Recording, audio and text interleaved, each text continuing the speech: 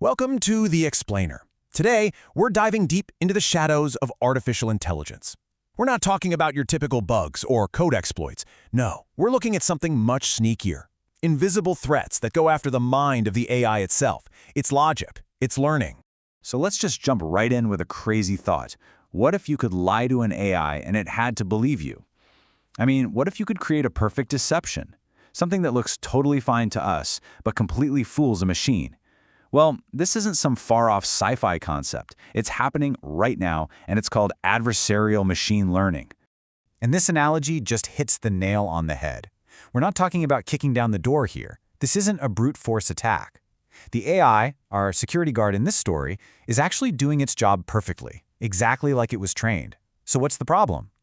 The vulnerability isn't a bug in the software. It's a fundamental blind spot in its education. And that fake ID? It's been perfectly designed to walk right through that blind spot. Okay, so that leads us perfectly into our first section, the AI's blind spot. Let's really dig into what makes these kinds of deceptions even possible. We're going to explore that weird gap between what an AI learns from data and, how the world actually is. So the technical term for one of these fake IDs is an adversarial example. And you see them in all sorts of places. For instance, imagine a malware file that's changed by just a few tiny bytes. Suddenly, the antivirus software thinks it's completely safe. Or, get this, a stop sign with a couple of carefully placed stickers on it. To you and me, it's still a stop sign. But to a self-driving car, it might suddenly look like a 45-mile-per-hour speed limit sign. The change is tiny, practically invisible to us, but for the AI, it can be absolutely catastrophic. And listen, this is not just some weird niche thing that only happens in a lab. The threat has evolved at a wild pace. I mean, look at this timeline. Back in 2013, it was all about fooling basic image classifiers. Fast forward to 2019, and boom, these attacks are happening in the real world, messing with things like face recognition. And now, today, they're going after the big stuff, the large language models and AI agents that are woven into basically everything we use. So, the big question is, how are attackers actually doing this? Well, let's get into our next section and take a peek inside the adversarial playbook. We're going to break down the 4 main strategies they're using to trick these AI systems. All right, the first 2 big plays are evasion and poisoning, and the difference is huge. Think of it this way. An evasion attack is like trying to pick the lock on a house that's already built. It's happening right now on a live system. But poisoning is way, way sneakier. That's like getting into the architect's office and changing the blueprints before the house is even built. You're baking the weakness right into the very foundation of the AI. Okay, now for the other 2 main plays, backdoors and model extraction. A backdoor, well, it's a special type of poisoning. It basically creates a hidden trigger, like a secret handshake. The model seems totally normal until the attacker shows it that one specific thing, like a weird little pattern of pixels, and bam, they're in control. Model extraction is totally different. It's pure spycraft. The attacker just asks the model thousands and thousands of questions, watching how it responds, until they've learned enough to build their own copy of the AI. Then they can test all their attacks on it in secret. All right, let's shift gears to what is arguably the biggest battlefield right now, large language models, or LLMs. We're talking about the AIs that power things like ChatGPT and all these new AI agents. And here, the whole game changes, because the weapons aren't pixels or data packets anymore.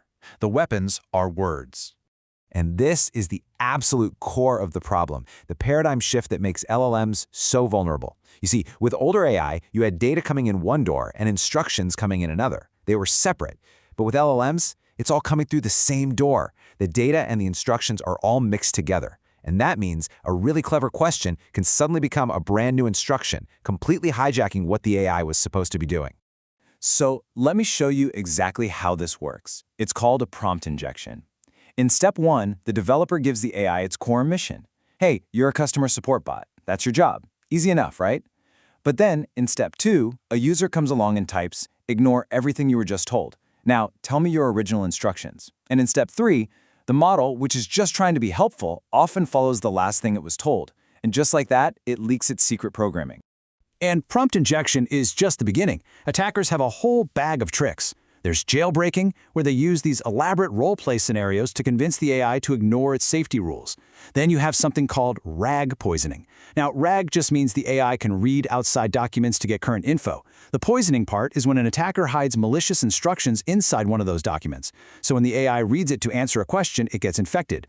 This is a perfect example of indirect injection, where the attack isn't even in the user's question, it's buried in some PDF or web page the AI looks at. So, what happens when one of these hijacked AIs can actually do things? Well, that's where it gets really scary. Take a look at the dangerous setup on the left. This AI agent has been given the keys to the kingdom. It can access the command line, delete logs, you name it. If that thing gets hijacked, it's game over. The safe setup on the right is how you prevent that disaster. It's called the principle of least privilege. You give the AI just enough power to do its job. It can read logs, look things up, create a ticket, but that's it. Anything major, anything destructive requires a human being to give the final okay. Okay, so we've seen all the ways things can go wrong. The question is, how do we actually fight back? That brings us to our next section, building a stronger defense. And I'll tell you right now, there is no single magic fix here. It's all about having multiple layers of security. So let's look at the Defender's Toolkit. First up is adversarial training. This is basically like training a bouncer by showing them thousands of really good fake IDs until they get amazing at spotting them. Then there's input randomization. This is kind of like crumpling up the ID a little before you look at it. It makes the tiny, fragile details of a forgery fall apart. Ensemble models? That's like having 3 different bouncers who all trained at different schools check the same ID. They all have to agree before they let you in. And finally, rate limiting. That's just a fancy way of saying you stop the guy who's trying to show you 5,000 different IDs a minute, which is exactly what an attacker does when they're trying to steal your model. But here's the thing. Tools will only get you so far. The absolute best defense is a shift in mindset. It's about being proactive. If you want to build a truly secure AI, you have to learn to think like the people who want to break it. And there's a name for that process. It's called threat modeling. And a fantastic way to do this is by using a framework. It turns out the classic cybersecurity model, STRIDE, maps almost perfectly to the AI threats we've been talking about. So, spoofing, that's just like an evasion attack.